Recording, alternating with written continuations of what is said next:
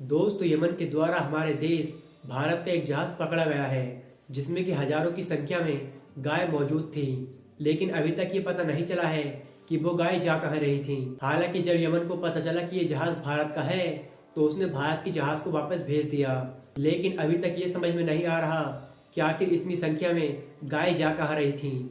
और किसी ने भी अब सरकार से सवाल नहीं किया है कि आखिर हजारों की तादाद में गाय जा कहाँ रही थी।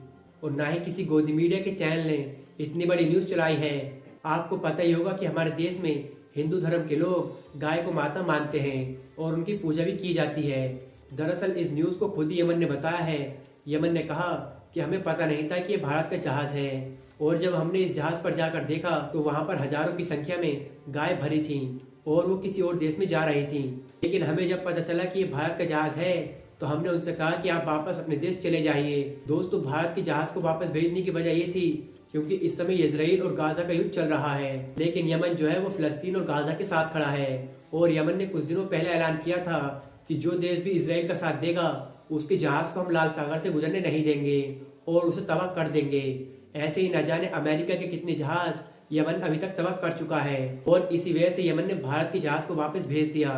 लेकिन हैरानी की बात तो यह है कि किसी भी गोदी मीडिया के चैनल ने इसे नहीं दिखाया और ना ही कोई इस पर अब बात कर रहा है कि आखिर इतनी सारी गाय जा कहाँ रही थी।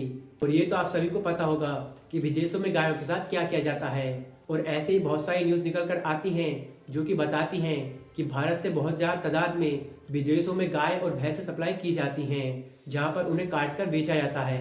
हालांकि इतने बड़े मुद्दे पर किसी ने भी सरकार से सवाल नहीं किया है, जबकि इस पर सब लोगों को आगे बढ़कर सरकार से सवाल करने चाहिए थे और गोदी मीडिया को खुद इस डिबेट को चलाना चाहिए था और सरकार से सवाल करने चाहिए थे। लेकिन गोदी मीडिया की आंखों पर तो इस समय एक काले कलर की ऐसी पट्टी बनी है जो कि कोई भी नहीं खोल सकता। और दोस्तों, यमन ने ये तो एक जहाज पकड़ा है जिसे भारत को वापस किया है, लेकिन न जाने इससे पहले भी कई सारे जहाज वहां से गुजर चुके होंगे और उनमें भी हजारों की तादाद में गायों को विदेश भेजा गया होगा। लेकिन आखिर सबसे बड़ा सवाल यही उठता है कि आखिर ये सब कर कौन रहा है। फिलहाल दोस्तों, आपको लगता है इसमें कोई सरकार का हाथ होगा या फिर ये कोई और ही काम कर रहा है? आपकी इस बारे में क्या राय है हमें कॉमेंट में जरूर बताएं। और ऐसे ही न्यूज़ से जुड़े रहने के लिए हमारे चैनल को सब्सक्राइब जरूर से करें।